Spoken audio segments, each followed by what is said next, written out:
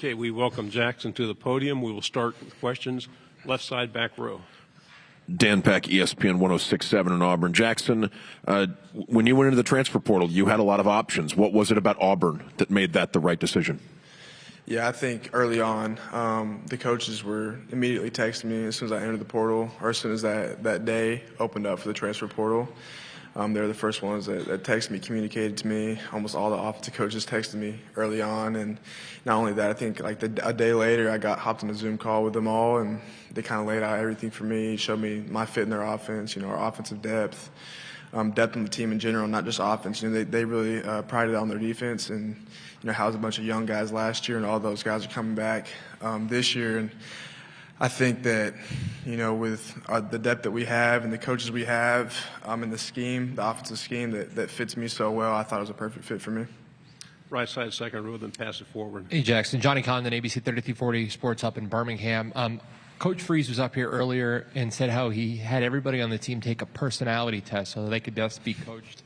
I'm interested what it went into that, how you like to be coached, and do you think that's a beneficial thing for the guys on the team? Yeah, he did have us take a personality test. I took mine on my official visit, like one random morning.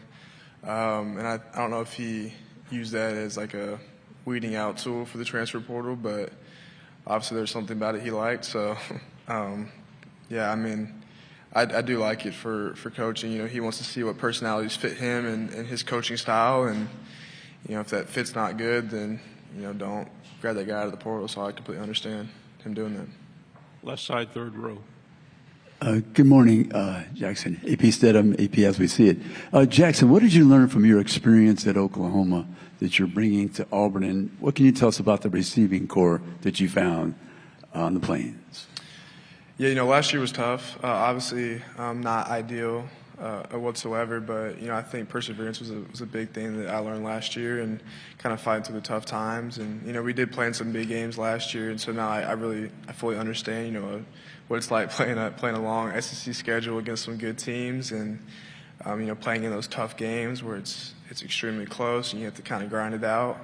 But I think last year taught me a lot, being able to persevere and really sticking to those tough games. And, coming to our receiving corps this year, obviously it's a bunch of studs out there. I'm not even going to name them because we have too many, but I'm super excited about this group, and I think they're going to produce a lot in the field this year. Right side, front row. Jackson, Ike Jones with the War Report. You say that this scheme was a good fit for you. This is your now fourth offensive scheme that you've had to deal with. Kind of what about this scheme is something that you feel like is a good fit, and what's been the most difficult adjustment in the transition to Auburn? Yeah, the biggest thing Coach Freeze sold me on with the scheme was one, the RPO game, and two, the deep shots. And that's something that I've been doing a lot since high school, and even my first couple of years in college was huge in the RPOs and huge in the deep shots. Coach Freeze isn't scared to push the ball down the field, which I absolutely love. And, I thought that with my experience running the RPO game, I think it meshed well with what Coach Freeze was wanting to do with his offense. Back row in the middle, then pass it forward one. Jackson, you were in the same sort of seat last year at Oklahoma. What do you think it is about your personality, and what did you accomplish there to be able to become a leader so quickly? And what have you now done, you think, at Auburn that made you a selection here? And then Freeze also mentioned you were one of the top vote getters, becoming a member of the Leadership Council at Auburn. Honestly, I think it's just really experience. This is about to be my third year of college. I've played a full year. Played a full year of SEC ball, had it under my belt. And, I think the guys on the team respect that. But not only that, I feel like I came in and really wanted to establish myself early on, and made sure in the spring, everyone knew that I was going to take control of his team and lead them. And, I thought I did a pretty good job of that in the spring. And we initially had a leadership council when I got in the spring, and I wasn't on it. And I made sure that was one of my goals, was for the summer to be on that leadership council. So. Fourth row, then pass it two to your left. Nick Wiggins, Mobile, Alabama, WNSP. When Oklahoma became a part of the SEC, did you have a kind of welcome to the SEC moment where you thought, man, this league is different, like everyone says? And then I'll also ask, from that moment till now, what aspects of your game have improved the most? I mean, we were playing. I remember walking out against South Carolina. I'm like, God, dude, like their D line was unbelievable last year, and so I'm like, gosh, dude, like these dudes are their D line. Their D line was absolutely huge. Like, you got freaking 6'6", looks like twins on the outside edges, and they hit hard that game, and they had a really good defense. I think that was probably the biggest welcome to the SEC moment. Right side, third row. Trevor Denton, Way 31. Just where's your confidence at right now compared to when you finished up at Oklahoma? Yeah, my confidence is extremely high right now, and I credit that to my whole teammates, man. I think having their respect and their trust and going out and doing what we did in the spring, I feel like the offense had a really efficient spring, in which, instilled a lot of confidence in me, but at the same time, like, knowing that those guys have faith and trust in me to, elect me for something like the Leadership Council, that gives me, a lot of hope and a lot of confidence, and that these dudes really believe in me and really want me to lead them this year. Fourth row. Jackson, coming from Oklahoma to Auburn, which team and fan base is there more animosity towards, Texas or Alabama? It's a great question. Honestly, OU Texas, there's a lot of hate, but I feel like the people here just cannot stand Alabama. Like, it's unbelievable. And OU Texas is very similar. Honestly, it's not far off. I feel like those two rivalries are probably the two best rivalries in college football.